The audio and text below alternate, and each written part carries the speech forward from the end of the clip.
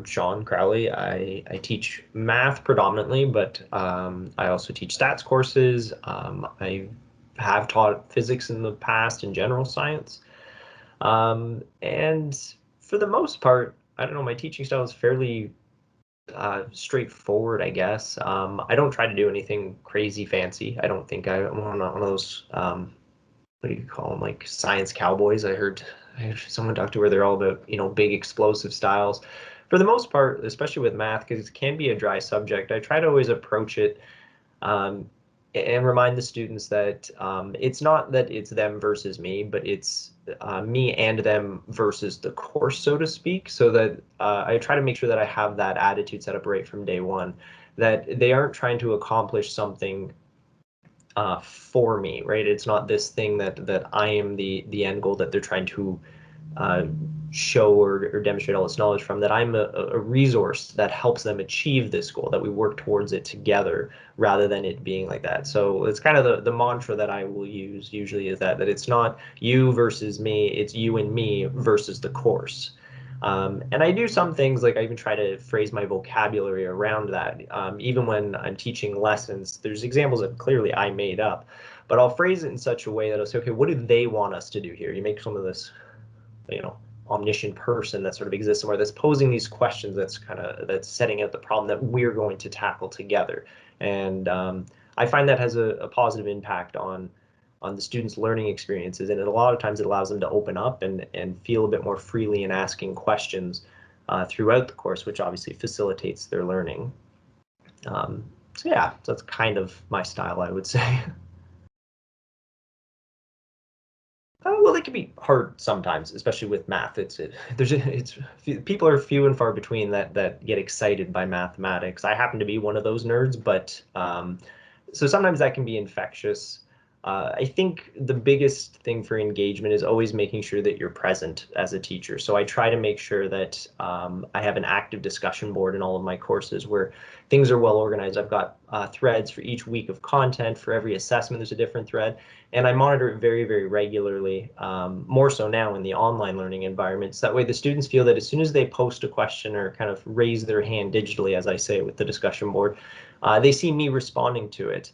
And it does take a little bit of time to build momentum, but I've had great experiences over the last year with it, with other students in the class even chiming in, beating me to it, and being able to answer questions from each other. So building that sense of community, being open for questions and being okay with them, asking anything and everything at any time, often helps just become a little bit more engaged with something that's, a dry subject like math. That being said, I also try to incorporate things that are, a little more fun. There's lots of really cool and interesting aspects of mathematics that, especially with preliminary courses, we don't get to explore. Like there's a lot of fundamental courses that people kind of get stuck in, where you're just doing, adding fractions and multiplying decimals, and it feels repetitive and dry. So oftentimes just bringing in aspects of more fun math or interesting math, or, some things that come across as math magic, but really it's just taking advantage of mathematical properties. Those sorts of things are just fun when you have a little bit of extra time at the end of a lesson or beforehand, or even just in office hours when you're just sort of, having a conversation with a student, just to, reignite a bit of the passion that they might have in the subject.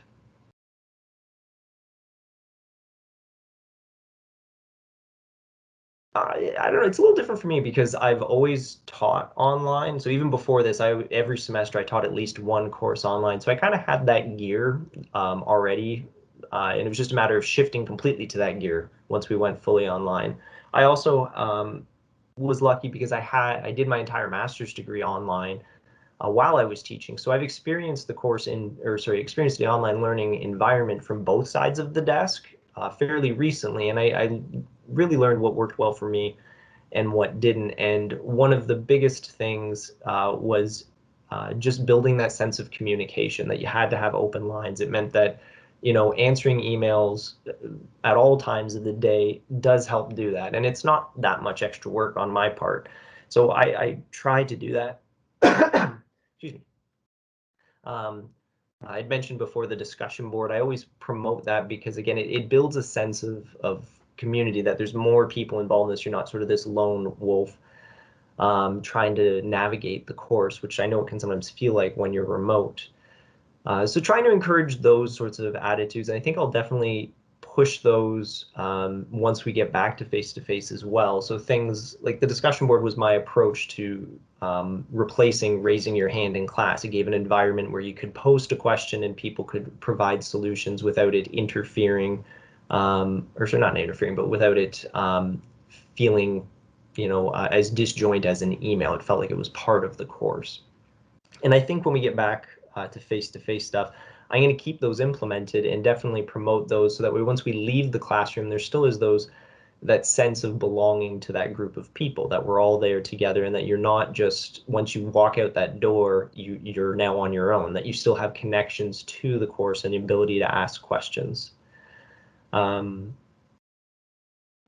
Yeah, and for other things that kind of picked up is that as much as that sense of community is important, I've also noticed that there is a small, or not necessarily small, but there's a portion of students that actually thrive in that lone wolf mentality, that giving them options like posting things anonymously, or even just leaving those lines of communication open by email where it is a bit more less in the public eye of the classroom. That's also as important as well, because certain students, they seem to, that's where their comfort zone is, and leaving multiple avenues for them to reach out to you and have that sense of communication with me fulfilled is really important. It definitely, it can't just be a one and done option of this is how we communicate. You need to have multiple lines open, so that way all of the different levels of comfort and where people's anxieties might feel more or have higher levels of anxiety, you want to try to give them options to avoid that if possible.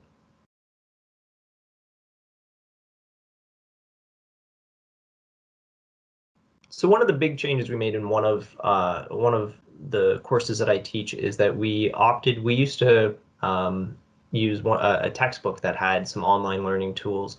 And we had been kind of teetering and tottering with doing our own version instead. So trying to implement our own courses that we create right in DC Connect that the students use. So it's all one spot, everything's in the home base. You don't need to leave the website to find any of the material. And we took the opportunity with switching to this online model to implement that and see how it worked. And in my eyes, it worked fantastic because I had all of the behind the scenes control now, that when things went well and when they didn't go well, I could look in and see all of these different aspects that either I didn't have access to before or just wasn't available to me right in an easily accessible way. So being able to develop personalized learning tools, so things like the DC Connect quiz, which focus like it's created by me in the courses that I teach, so it's intricately linked rather than using the textbook, which obviously wasn't developed by me but covers the same concepts. I think that sense of familiarity that students experience when doing assessments, I've seen a positive impact from that, and it's obviously very subtle. It's just, we're still asking, the questions I've created are asking the same things of them that those questions developed by the publishers of the textbooks we're creating. But obviously when it's framed in the same voice as your teacher, it feels a little bit more linked, and it seems like the results, at least so far out of the 2 semesters we've implemented it for, the results seem to be definitely weighing on the positive side of things, where we're getting more involvement, we're getting better results from the students, and they seem to be taking more from them. So that's obviously something we'll be taking and moving forward. And even the styles under which we've implemented them have been a little bit different. We've gone to things like maybe smaller, more frequent ones, larger versus larger, less frequent assessments. And things like that. Just again, having the ability or the means to completely control the amount, the frequency, the types of questions themselves, all of those things in an assessment tool. Although it makes a fair bit amount more work on our part as the teachers, the results speak for themselves. And like I said, it creates a much more whole sense to the course. So I'm looking forward to not only implementing that when we get back to classes, but obviously being able to receive more I think more genuine feedback when you ask people in person how they're experiencing these online tools, rather than just having the online tools and the only feedback we get is through online means. Because I think, as most people are aware, you get a bit more honesty when you're sitting face to face with someone than rather through something like an email or a message thread or something like that. I don't know if I have advice. Like, I don't know if I'm a source of any substantial wisdom that people don't already have. But things that I found definitely beneficial is just not being open to sharing resources. Like, that's the biggest thing. When I'm creating things, uh, we've definitely in the pre-health math courses that I teach, especially in the first semester when it was the first full time we were online, we built a course shell where we just said, let's just dump, all of the things that we've created. I know there's some people that they get a little bit more, I don't know what the correct word for it is, but maybe they feel a little bit more ownership over the material that they produce. Whereas I'm a big fan of not reinventing the wheel, and that's thanks to a professor I had in Teachers College named Robin Kay, and he's still at the Faculty of Ed at OnTechU, I believe. I haven't checked him recently, but I'm pretty sure he's still there.